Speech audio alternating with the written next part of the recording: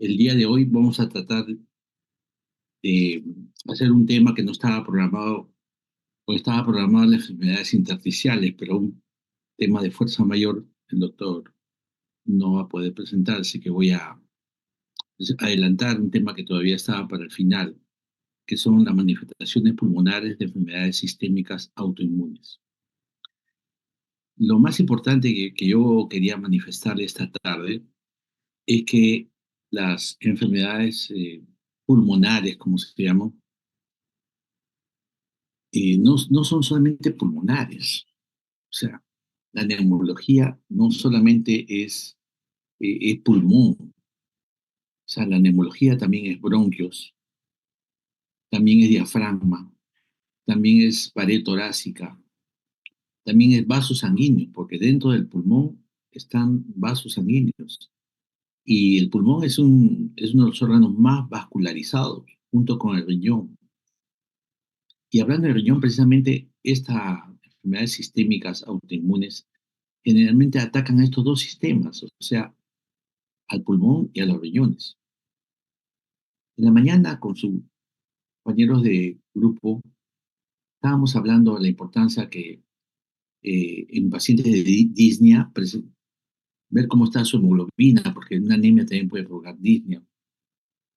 La importancia de goteo postnasal, o sea, ver si tenía sinusitis o amigdalitis. O sea, el pulmón está conectado con otros órganos. Y ahora cuando hacemos una evaluación de un paciente, también tenemos que pedir un examen de orina, un simple examen de orina. Porque una hematuria en un paciente con disnea, tos y compromiso pulmonar nos está indicando que hay un compromiso pulmón-riñón. Entonces, vemos la importancia que tiene el pulmón asociado a otros órganos. Y esos órganos pueden ser el sistema de las enfermedades renales, o sea, el riñón mismo puede estar asociado con enfermedades de otorrino, o sea, nariz, garganta. Puede ser con enfermedades digestivas, porque el paciente puede tener eh, reflujo gastroesofágico y eso está en la gran mayoría de los pacientes, ¿no? Entonces, y en nuestro caso, con enfermedades reumatológicas. Los grupos anteriores generalmente ya habían hecho la rotación de reumatología, pero creo que ustedes lo van a dejar para después. Entonces vayan empezando un poco más sobre las enfermedades reumatológicas y pulmón. Y son tan frecuentes que existen reuniones clínicas entre los neumólogos y reumatólogos para poder coordinar, porque existen enfermedades que atacan al pulmón y también al tejido conectivo, que son las enfermedades reumatológicas. Entonces, precisamente este tipo de esta clase tiene que ver básicamente con eso, enfermedades sistémicas. ¿Por qué sistémicas? Porque atacan a diferentes partes del organismo a través de la circulación sistémica, ¿no? Y no van a atacar solamente al pulmón, sino van a atacar también a los pulmones. ¿Y por qué es autoinmune? Vamos a ver lo que es la inmunidad y la autoinmunidad. Es una entidad frecuente en nuestro medio y que es un poco difícil de entender. Y sobre todo, ¿cómo vas a entender algo de que nuestro organismo produce anticuerpos a través de las células B para defendernos de los virus, de las bacterias, del cáncer mismo? Pero sin embargo, existe un grupo de enfermedades en las cuales el organismo, en lugar de defendernos contra células desconocidas, todo lo contrario, se produce anticuerpos pero contra nosotros mismos o nuestras propias células. Eso es la rareza de esta enfermedad, la autoinmunidad, o sea, autoanticuerpos que nos dañan nuestro propio cuerpo, dañan el pulmón, dañan el riñón y provocan una serie de manifestaciones. Entonces, queríamos, nuestro primer mensaje es tratar de entender cómo es el compromiso, no solamente pulmonar, pleural, de la pared torácica, hasta el esófago, porque un esófago grande, como por ejemplo en el lupus, puede provocar puede provocar neumonías aspirativas, ¿no? Y puede provocar también manifestaciones pulmonares. Entonces, y como las manifestaciones no solamente son pulmonares, también pleurales. La gran mayoría de enfermedades reumatológicas provocan derrames pleurales. Y cómo también se puede manifestar un derrame pleural. Cuando vemos, hoy día hemos visto un paciente con derrame pleural y nosotros pensábamos que era una TBC porque había tenido TBC en todos estudios negativos. Ahora estamos pensando que es una enfermedad cardíaca, hoy tiene su ecocardio hoy día. Pero, ¿qué pasa si es negativo? Hay que pensar en enfermedades reumatológicas. En varones también existe la artritis reumatoide. En varones también existe la dermatomiositis. O sea, las enfermedades autoinmunes provocan derrame pleural, compromiso pleural. Y eso puede ser la primera manifestación de una enfermedad autoinmune. O sea, cuando nosotros vemos una enfermedad pleural, no solamente vamos a pensar en TBC o vamos a pensar en cáncer, también pensemos en enfermedades autoinmunes. Y dentro de esas, las enfermedades reumatológicas. Y las enfermedades reumatológicas no solamente son artritis o lupus, también hay enfermedades como son la dermatopolimiositis, ¿no? El síndrome de Sjögren también provocan compromiso pulmonar. Entonces, hay que tener mucho cuidado cuando veamos un paciente con derrame pleural o alguna otra enfermedad. Y nosotros debemos tener en cuenta que estas enfermedades existen, las enfermedades autoinmunes. Entonces, justo le estaba diciendo sobre la autoinmunidad, que nuestro sistema inmune nos cuida de infecciones, del cáncer, pero cuando existe autoinmunidad, el sistema inmune de nuestras propias, o sea, de nosotros mismos, mira los tejidos corporales como extraños y esto lo genera una respuesta contra el propio organismo, ¿no? Reconocemos las células propias como extrañas y provocamos anticuerpos, ¿no? Lo normal es que exista a través de las células killer una destrucción de los cuerpos extraños o células infectadas o virus, pero la destrucción va a ser de nuestro propio organismo y va a provocar una serie de manifestaciones. Entonces, una enfermedad autoinmune es aquella en que el sistema inmunológico reacciona frente a componentes del organismo, generalmente son proteínas, como si fueran sustancias extrañas. Puede producir anticuerpos o mediante otro tipo de reacción. ¿Y por qué se provocan estas enfermedades? ¿Por qué puede ser el organismo no reconozca nuestras propias células, nuestras propias proteínas? Existe una predisposición genética, pero no es completa, ¿no? Porque no es hereditaria ni genética en general, pero existen combinaciones de genes que producen un aumento de riesgo para desarrollar una patología. O sea, en realidad todavía no está plenamente establecido qué es lo que lo provoca.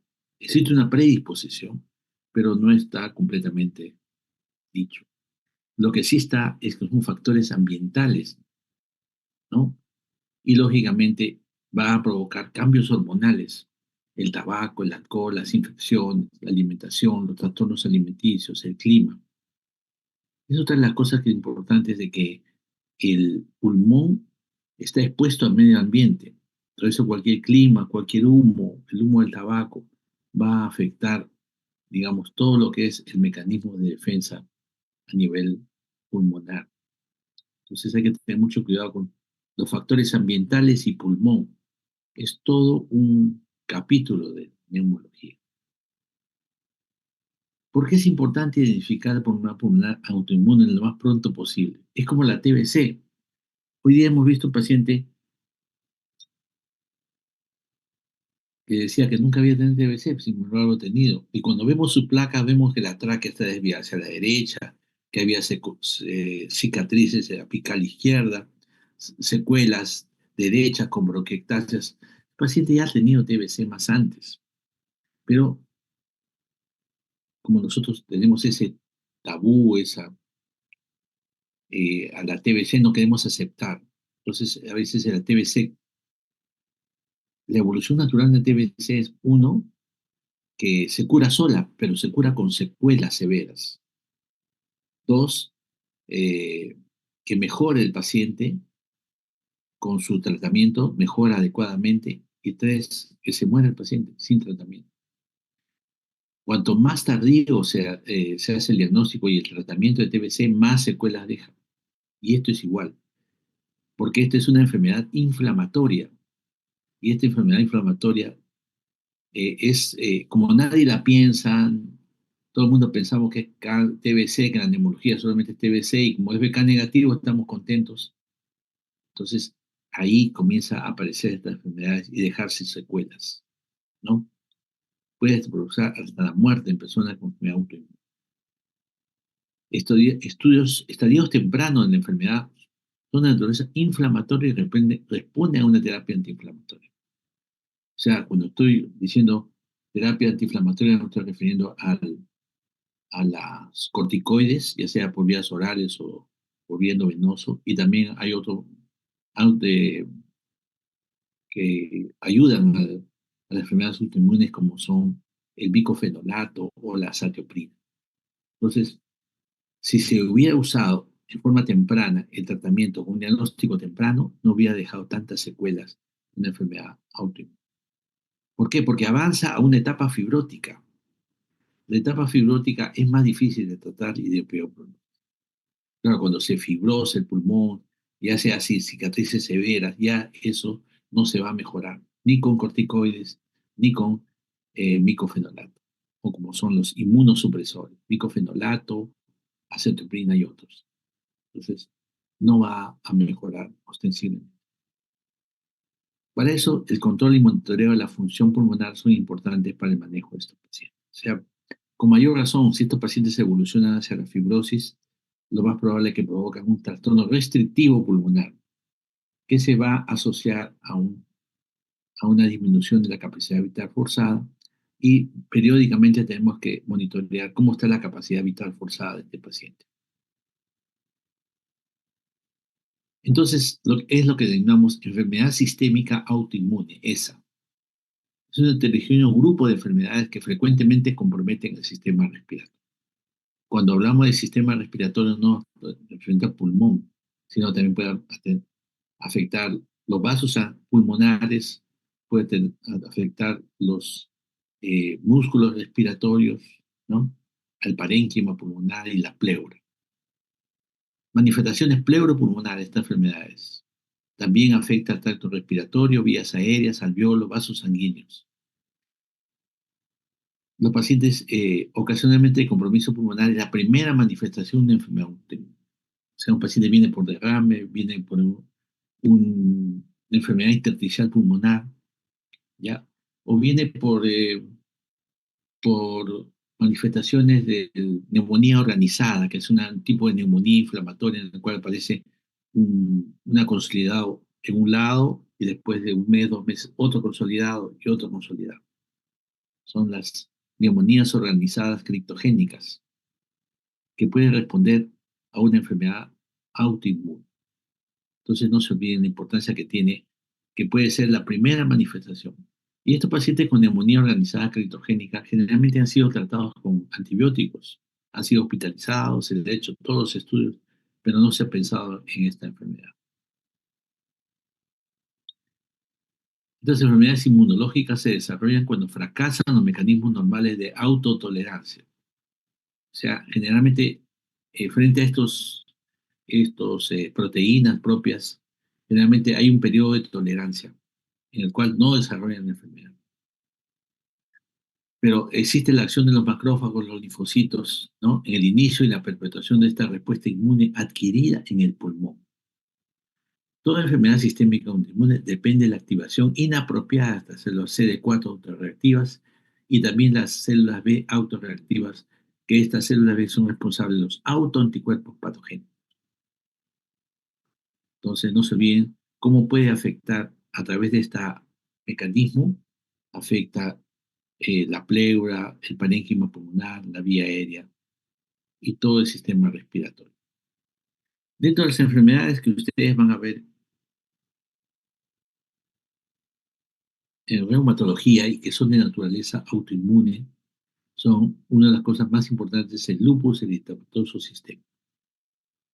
Se caracteriza una combinación de inflamación y fibrosis en el pulmón, ¿no?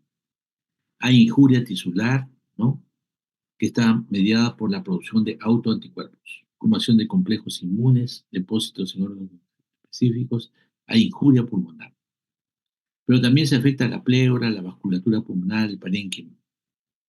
Puede haber derrame pleural uni o bilateral frecuentemente asociado a derrame pericardio. Se olviden, a veces este paciente con lupus tiene también su primera manifestación es derrame pleural y derrame pericardio. Entonces siempre piensen en esta enfermedad.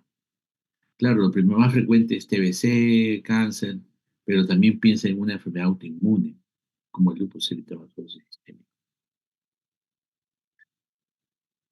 En las enfermedades, en el parénquima pulmonar, hay también neumonías asociadas con bacterias, infecciones oportunistas y una gran compromiso pulmonar inflamatorio que se llama hemorragia pulmonar, el pulmón blanco, por este compromiso. Ahora vamos a ver más tardecito qué cosa es una hemorragia pulmonar, pero la característica más importante es el pulmón blanco y que provoca insuficiencia respiratoria severa y el paciente puede necesitar apoyo ventilatorio. Evoluciona hacia un grado de fibrosis que compromete el pulmón periférico y los lóbulos inferiores. Esta fibrosis, a diferencia de las fibrosis de enfermedades no autoinmunes, por ejemplo, de la fibrosis pulmonar idiopática en los pacientes mayores de 70 años, se presenta que no es una fibrosis tan severa, o sea, rápidamente no va a llegar hacia la insuficiencia respiratoria, ¿no? Esto es una fibrosis más o menos de evolución leve a moderada, ¿no? Y lo más importante para esta fibrosis es el tratamiento de la enfermedad de fondo, tratamiento del lupus, tratamiento de la artritis, ¿ya? Tratamiento de la enfermedad de Sjögren. Eso es lo que tenemos. En cambio, en la fibrosis pulmonar idiopática generalmente no hay un tratamiento, solo los antifibróticos nos pueden ayudar. Eso veremos en las últimas clases donde hablemos de fibrosis. Un síntoma inicial relacionado con la disminución del volumen pulmonar ha sido descrita en pacientes con LES y disnea progresiva. Entonces no se olviden que en los pacientes que tengan una enfermedad reumatológica, ya una espirometría en la cual vemos disminución del volumen pulmonar, o sea, disminución de la capacidad vital forzada, ya es un primer signo de que puede haber esta enfermedad, puede haber un avance de esta enfermedad. Por eso es que las reuniones con reumatología es importante, con reumatología para ver la evolución también de un paciente con esta enfermedad, con nectivopatías. Otra enfermedad que nosotros vemos frecuentemente es la artritis reumatoide, que se manifiesta básicamente por derrame pleural, que puede ser unilateral o bilateral. Esta es la característica de este artritis reumatoide. En el líquido pleural es un exudado con glucosa baja. Ya saben que el exudado es un líquido pleural en el cual los niveles de proteínas son mayores de 3 gramos. Entonces, importante la glucosa baja porque una glucosa, normalmente a veces vemos glucosas altas en los pacientes diabéticos y una glucosa baja nos va a manifestar que puede ser artritis reumatoide. El aumento de la glucosa también puede ser debido a un empiema, ¿no? Entonces, una glucosa baja nos va a orientar un poco más hacia artritis reumatoide, ¿no? Es una observación que los nódulos reumatoideos, ¿no? Se pueden presentar antes o después de la artritis reumatoide. Una enfermedad pulmonar intersticial ocurre con nódulos subcutáneos. Su presencia implica peor pronóstico. Una cosa que quiero manifestarte es, existen en este tipo de artritis una enfermedad que se llama la vasculitis pulmonar, en la cual la vasculatura pulmonar está comprometida en este tipo de, y pueden provocar una serie de manifestaciones. Este paciente con artritis reumatoide severa. También se manifiesta por bronquitis o bronquiectasias. Vean el compromiso intersticial, es leve, hay un poquito de panalización y por acá hay un poquito de vidrio esmerilado. Cuando vemos una enfermedad intersticial, generalmente tenemos que escribir lo que vemos nada más, no nos hace un diagnóstico de ¿Qué enfermedad puede ser? Solamente la clínica es la que nos va a orientar y lógicamente los estudios hematológicos y bioquímicos corresponden. Otra enfermedad importante es la esclerodermia y es cada vez más frecuente, sobre todo en mujeres. Puede permanecer mucho tiempo silenciosa, ¿no? Hasta que el daño orgánico sea severo. Ya poco a poco vemos que la boca chiquita, y vemos los dedos en salchicha, ¿no? Vemos el fenómeno de Raynaud en miembros inferiores, o perdón, en manos, miembros superiores, la cual que al contacto con agua fría se ponen cianóticos o azules. Otra cosa importante es, vamos a medir la saturación del paciente con esclerodermia y no capta bien el oxímetro. Entonces no se olviden que los pacientes que no captan el oxímetro pueden tener esclerodermia. ¿Cuántos pacientes yo he diagnosticado sin consultorio? Medía la saturación, no salía. Miraba su cara y una boca chiquita. Entonces, de manera, o sea, controla en reumatología de cartera de esclerodermia y efectivamente le hacen el diagnóstico de esclerodermia. Cursa con enfermedad restrictiva debido a la fibrosis intersticial y esto es debido a una alveolitis inflamatoria, aumento de macrófagos, neutrófilos, linfocitos, etc. Hay un patrón histológico en la neumonía, en la esclerodermia, es el patrón intersticial usual, NEW, que se parece a la fibrosis pulmonar idiopática. Existe un aumento de prevalencia de cáncer pulmonar en estos pacientes con esclerosis sistémica y fibrosis pulmonar. Por eso es importante cualquier manifestación en pacientes con escleroderma, cualquier manifestación pulmonar, siempre es bueno hacer unos estudios eh, broncoscópicos para hacer un diagnóstico definitivo de la lesión. Lo que les estaba diciendo, existe disfunción esofágica, no solamente un esófago grande, también que no funciona bien. Entonces hay neumonía aspirativa porque existe un reflujo importante y la neumonía aspirativa se puede presentar en los pacientes con esclerodermia. Miren el compromiso intersticial de esclerodermia, hay panalización, bronquiolectasias, ¿no? Bronquiectasias también. O sea, el compromiso severo del pulmón con la esclerodermia. Y si eso le agregamos las posibilidades que tiene mayor riesgo de presentar cáncer, entonces vemos que un paciente de esclerodermia tiene que ser un manejo conjunto entre el reumatólogo y el neumólogo. Una explicación de los mecanismos de fibrosis en estas conectivopatías y activación de fibroblastos y fibrosis pulmonar. Otra enfermedad con el tejido conectivo son las polimiositis o la dermatomiositis. Acá hay un compromiso muscular de la pared torácica.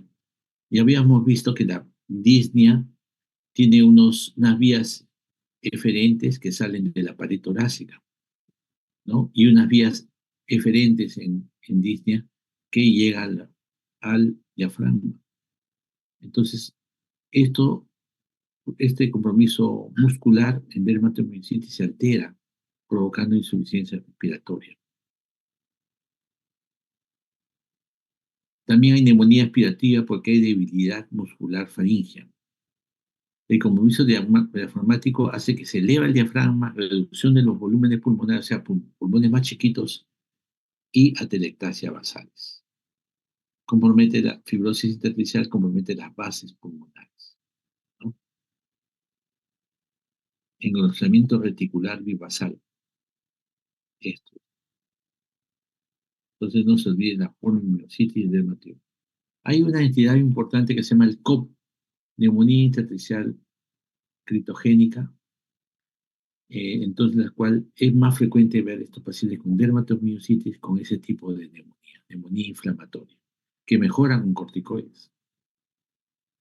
¿Cuántas veces el paciente hemos visto con ojo seco y nosotros lo hemos considerado solamente por el uso de la computadora, la laptop, el celular? Y no es así, hay síndrome de Sjögren, compromete las glándulas exocrinas de vía aérea superior, hay sequedad de mucosa nasal y bronquial, no solamente de conjuntival, provoca, provoca fibrosis pulmonar, como entiendo, lo más importante, los lóbulos inferiores, ¿ya?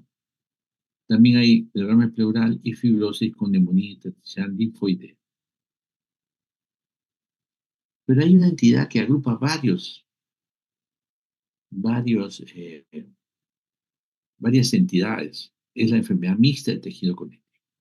O sea, a veces no se presenta solo una artritis, no se presenta solo un lupus, no se presenta solo un esclerodermia, a veces hay una combinación en un solo paciente. Trastorno generalizado del tejido conectivo. Lógicamente, hay una disminución del test de difusión de monóxido de carbono. ¿Qué es eso del test de difusión? Entonces, en la función respiratoria no solamente tenemos el estudio de la espirometría, la flujometría, sino también tenemos el estudio de lo que se llama la pletismografía. Es un estudio importante que el paciente se le pone en una cabina y se le hace soplar, una cabina cerrada. Y el de test de difusión de monóxido de carbono, más conocido como DLCO en inglés, test de difusión de monóxido de carbono, nos va a dar un índice de cuánto de pulmón está funcionando y cuánto no está funcionando. Enfermedades restrictivas es importante, no solamente para el control, sino para la evolución. Vemos que un paciente, y también para el manejo, por ejemplo, un paciente con fibrosis pulmonar, el test de difusión está en 60-70%. Está bajo, pero no tanto, y puede seguir su vida normal. Y después baja de menos de 70, ya tiene disnea de esfuerzo, entonces evitar que haga mucho esfuerzo. Pero llega un momento que el test de difusión ya comienza a reducirse, menos del 50%. Entonces ya en ese caso ya el paciente necesita oxígeno, eh, digamos, condicional. El oxígeno es parte del tratamiento, es un medicamento más, es un medicamento esencial. Igual que una cucharada, una pastilla, el oxígeno es un tratamiento. Y cuando llega al 35% de test de difusión, ya es una fibrosis pulmonar avanzada, oxígeno dependiente, o sea, el paciente no puede hacer nada sin oxígeno. Tiene que ir a todos lados con su cánula nasal y su oxígeno al costado. Después es importante el test de difusión de monóxido de carbono, que se hace a través de la pletismografía. ¿Qué pasa en esta enfermedad mixta del tejido conectivo? Existen elevados niveles de complejos inmunes que provocan un daño en la membrana alveolo capilar, injurian el tejido. La membrana alveolo capilar es aquella en la cual se realiza el intercambio gaseoso. Por eso que rápidamente estos pacientes llegan a la insuficiencia respiratoria. Hay una entidad bien frecuente que viene por épocas, se presentan dos o tres, que es la granulomatosis de Wegener. Actualmente se llama como granulomatosis con poliangeitis. Es una enfermedad granulomatosa que compromete los vasos sanguíneos, o sea que tiene una vasculitis importante en este paciente. ¿Ya? Vasculitis de vasos pequeños, granulomatosis con poliangeitis, granulomatosis de Wegener, nódulos pulmonares en paciente asintomático hasta severamente comprometido. O sea, el paciente llega al hospital con nódulos pulmonares, nada más. Y una pequeña cosa en la nariz que nadie se da cuenta. Cuando llega a una úlcera en el paladar, esto ya está avanzado. Poco a veces he visto esto. Lo que sí hemos visto son costras en la nariz. Y de estas costas de la nariz sale el diagnóstico, solamente la biopsia de esta zona sale el diagnóstico. Sin embargo, nosotros vemos costas de la nariz, nadie se dio cuenta, nadie reparó, nadie dijo nada, y ahí viene. Entonces, este paciente con enfermedades autoinmunes llega a una con placa de tórax con nódulos bilaterales. Encima estos nódulos se cavitan y forman niveles. Y se le da tratamiento para TBC, se le da broncodilatadores en aerosol, antibióticos full, endovenosos, todo. No mejora el paciente. ¿Por qué? Porque no se hizo el diagnóstico etiológico. Y el diagnóstico etiológico de enfermedades pulmonares son con biopsia. Tenemos que hacer la biopsia de la fosa nasal, la biopsia pulmonar, etc. Entonces solamente ahí nos puede ser el diagnóstico. Mira estas enfermedades, enfermedad cavitaria pulmonar, incluso con niveles porque se llegan a infectar. Enfermedad nodular pulmonar, una broncoscopía con biopsia transbronquial aquí hace el diagnóstico de granulomatosis de Wegener. Charles Strauss se asocia más con broncoespasmo, tiene historia de asma, hay angiitis, vasculitis granulomatosa, hay eosinofilia, fiebre, rinitis alérgica. Hay nódulos, pero no se cavitan como la granulomatosis de Wegener. Entonces, cuando vemos nódulos cavitados, no pienses que todo es tuberculosis. Y este tipo de la granulomatosis de Wegener mejora con corticoides e inmunosupresores. Imagínate cómo todo lo contrario, que a un paciente con TBC le damos una corticoides con inmunosupresores, se enciende la TBC y se va a todas partes, ¿ves? Por eso es una responsabilidad hacer un diagnóstico primero, antes de dar cualquier tipo de corticoides. Este Charles Strauss tiene una fase prodrómica con enfermedad alérgica, asma, que dura muchos años. Está ahí. Después ya hay una infiltración tisular por eosinófilos. Y hay compromiso de vasculitis, los vasos sanguíneos de la piel, del corazón, de los pulmones, que es la fase final de este Strauss. Hay otra vasculitis de vasos pequeños que son la enfermedad de Gaucher. Esto es lo más característico del síndrome pulmón-riñón. Hay complejos inmunes que se depositan en membrana renal, membrana glomerular, y provocan una serie de manifestaciones renales. Básicamente empieza como una hematuria, pero puede llevar hacia la insuficiencia renal y el paciente necesita diálisis. Y también como hay compromiso de los vasos sanguíneos pulmonares, hay hemoptisis. Y también puede llevar hacia la hemorragia alveolar. O sea, cuando tenga un paciente de pulmón blanco por hemorragia alveolar, hay que descartar glomerulonefritis. Con esas dos cosas, tenemos el diagnóstico de vasculitis de vasos pequeños y que puede comprometer, el paciente puede llegar a diálisis y puede llegar a ventilación mecánica, o puede ser las dos cosas que necesita. Una enfermedad seria, severa, que inicia como tos, disnea, debilidad, pero hay una serie de manifestaciones renales y pulmonares. Guzpacho. Se compromete el pulmón y el riñón en forma simultánea. Hay hemorragia alveolar, glomerulonefritis, anticuerpos antimembrana basal glomerular. Varones jóvenes con tos, disnea y hemoptisis. Consolidación bilateral extensa. Y ahí vamos a detectar anticuerpos antimembrana basal, membrana basal glomerular. Tiene un pulmón, un riñón sano, saludable, y un riñón con glomerulonefritis, que está infiltrado, ¿no?, de células inflamatorias. Anticuerpos y complemento, provoca un daño en la membrana basal, ¿no?, que dejando pasar proteínas, ¿no?, a la circulación. Entonces, ese es el compromiso.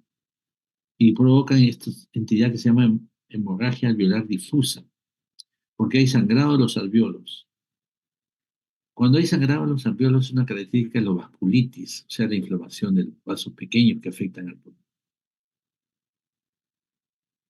Entonces, esa es una sangre que no va a ser expectorada y va a tener que hacerse, el paciente puede llegar a cuidados intensivos por insuficiencia respiratoria, ¿no?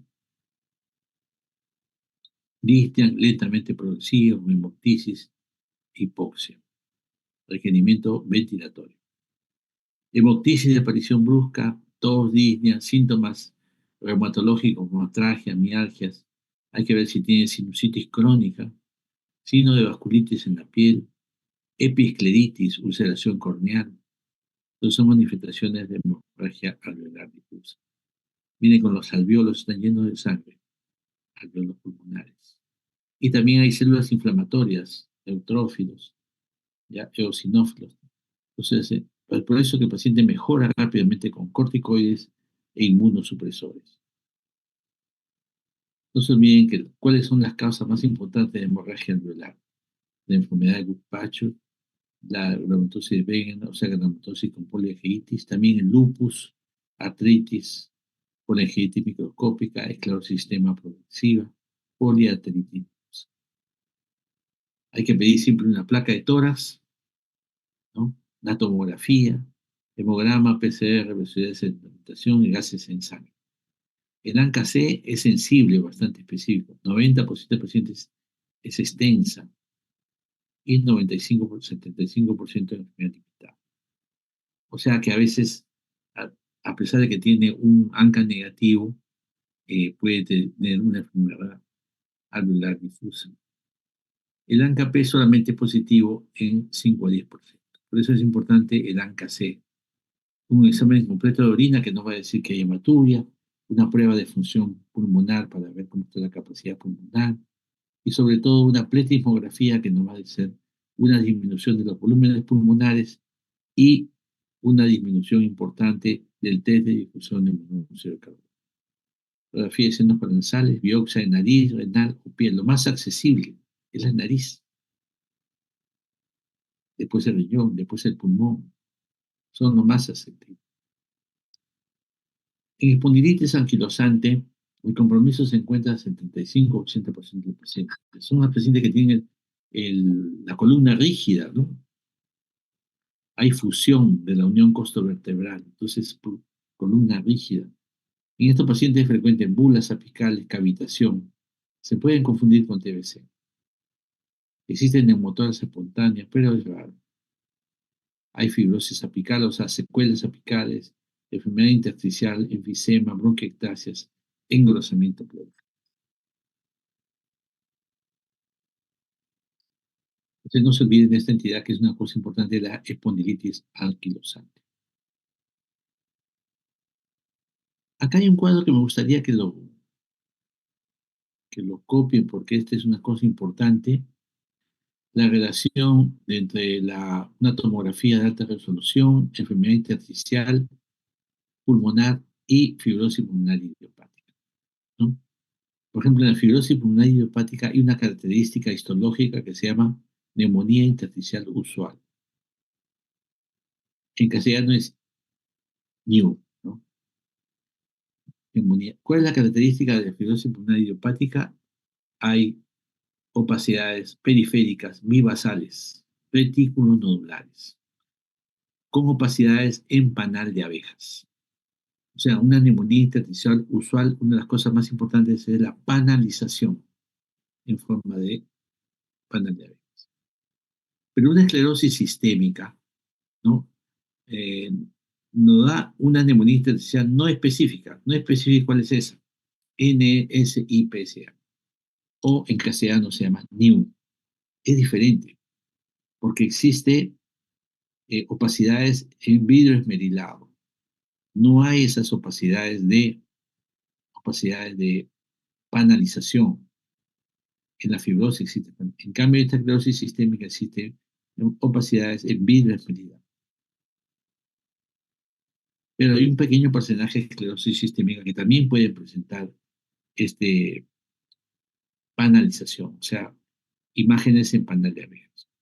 En artritis sí hay básicamente neumonía intersticial usual, panalización y también opacidades en vidrio esmerilado. Pero la diferencia entre uno y otro, la esclerosis sistémica y, y la artritis reumatoide, es que en esclerosis sistémica predomina la neumonía intersticial usual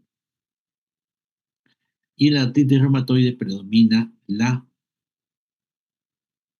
esclerosis sistémica predomina la neumonía intersticial usual en la artritis reumatoide. ¿Ya? O sea, la esclerosis sistémica, el patrón NEW, y en la artritis reumatoide, el patrón UIP, el patrón básicamente de panal de abejas. Ambas pueden tener ambas cosas, pero lo que predomina es esto. Entonces tenemos acá la polimiositis, que se caracteriza básicamente por una neumonía intersticial no específica, que es la de NEW. En el Sjögren, la neumonía intersticial no específica, una característica importante de la polimiositis que a diferencia de la anterior, la polimiositis puede dar hemorragia, daño alveolar difuso.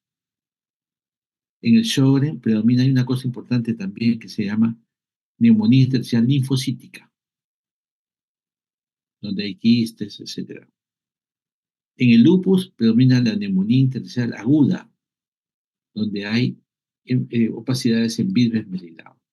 Cuando yo veo pacientes con fibrosis pulmonar, veo qué patrón histológico hay. Si predomina vidrio esmerilado, yo me alegro un poco porque puede responder a esteroides e inmunosupresores. Pero cuando predomina el panal de abejas, veo que ya estas imágenes son de un estado avanzado. Hay fibrosis, etapa de fibrosis, ya que va a ser difícil de revertir. Enfermedad mixta del tejido conectivo tiene una neumonía intersticial no específica, opacidades en vidrio esmerilado. Por eso que esta neumonía intersticial no específica mejora con corticoides y con inmunosupresores. Miren las imágenes del vidrio esmerilado, están aquí, y estas imágenes de panalización basal que están acá y acá. Esta imagen de vidrio esmerilado puede mejorar, francamente mejora con corticoides e inmunosupresores, pero esto solamente va a mejorar con antifibróticos. Y actualmente tenemos dos antifibróticos, la pirfenidona y el nintedanib, que son carísimos y que el seguro no lo asume, sino el paciente a veces tiene que comprar. Entonces, este tipo de etapa de fibrosis no le va a hacer nada. Por gusto van a dar a ustedes cucharaditas, el polvito de acetilcisteína, inhaladores, todo lo que ustedes quieran, no le va a hacer nada. Lo único que va a mejorar son con antifibróticos para que no siga avanzando. Pero cuando su estado ya está avanzado, ni con antifibróticos va a mejorar. En cambio, este paciente sí puede mejorar con corticoides, también a dosis con reducción progresiva y controlada, descartando cualquier foco infeccioso para poder darlo en forma segura. Ahí esta imagen, yo les había dicho que existen unas neumonías que viajan de un lado para otro lado. Miren, estos son imágenes de consolidación, en la cual hay broncograma aéreo. Acá no decimos, tiene una neumonía, no, la neumonía se ve en conjunto con los síntomas. En lo que vemos en la tomografía es imagen de consolidación. Y vemos que esta consolidación está en el lado izquierdo, después aparece en el lado derecho. Consolidación migratoria, que es característica de la neumonía organizada criptogénica. Este tipo de neumonía mejora con corticoides. Este paciente generalmente le han dado tratamiento con diferentes tipos de corticoides, de antibióticos. Ha estado hospitalizado y todo. Acá hay un poco de vidrio esmerilado también, ¿ya? Lo que predomina son esas imágenes de consolidación. Entonces no se olviden de la neumonía intersticial eh, eh, criptogénica. Por acá había algo de neumonía intersticial criptogénica, no sé. Acá. La neumonía intersticial criptogénica se presenta frecuentemente en enfermedades con polimiositis. Hay imágenes, ¿no?, en forma de parches, ¿no? Consolidación, imágenes de consolidación. Es el único que tiene consolidación, mira, la neumonía intersticial. Sería una buena pregunta esta, ¿no? La polimiositis se caracteriza por neumonía organizada criptogénica y también existe imágenes de consolidación y también enfermedades de vidrio esmerilado. ¿Y con qué mejora? Con corticoides.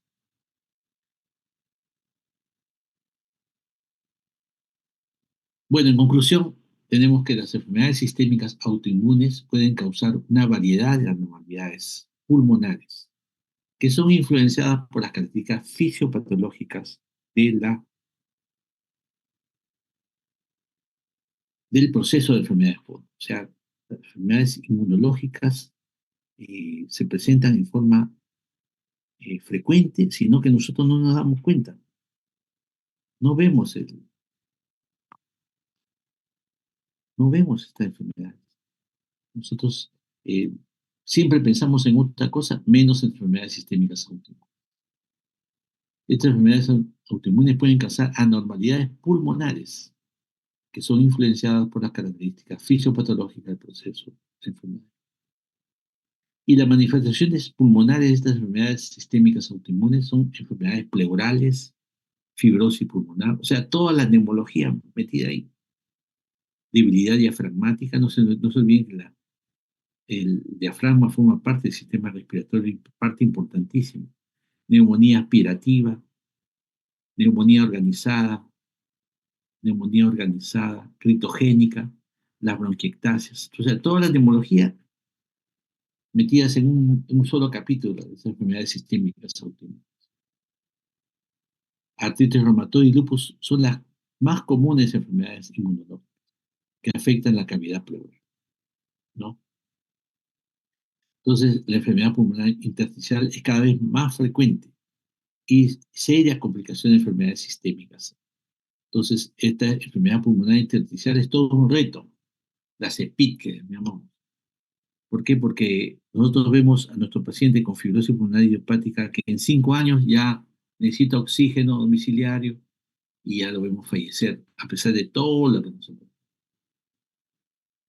Entonces, lamentablemente es una de las cosas cada vez más frecuente y lo más importante es hacer un diagnóstico, monitoreo frecuente, examen de función respiratoria, tomografías y la importancia que tiene en este caso hacer un diagnóstico adecuado de enfermedad autoinmune para que pueda recibir con mayor, lo más temprano posible, un tratamiento antiinflamatorio, es decir, corticoides o inmunosupresores, para evitar que estas enfermedades autoinmunes se haga crónica, se haga compromiso severo y el paciente pueda tener una serie de complicaciones fibróticas que van a ser difíciles de... ¿Escuchan algo? Es lo que se están durmiendo.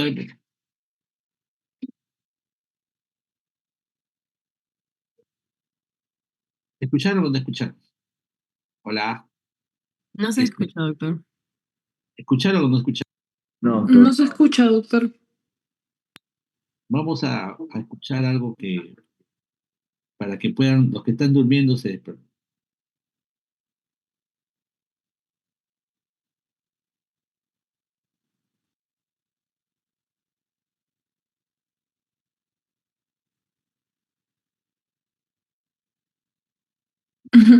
Doctor, no se logra escuchar. Viva el Perú, doctor. A ver, ¿escucharon ahora o no? No, doctor, no se logra escuchar. Nada, nada, nada. Lo intenté, doctor, no se pudo. Es raro. Pero mi voz sí se escucha, ¿no? Mi voz, Sí. Sí, su voz sí, pero el audio no se escucha, doctor, de su celular. ¿dónde lo pongo? Espérate, ahora sí. A ver.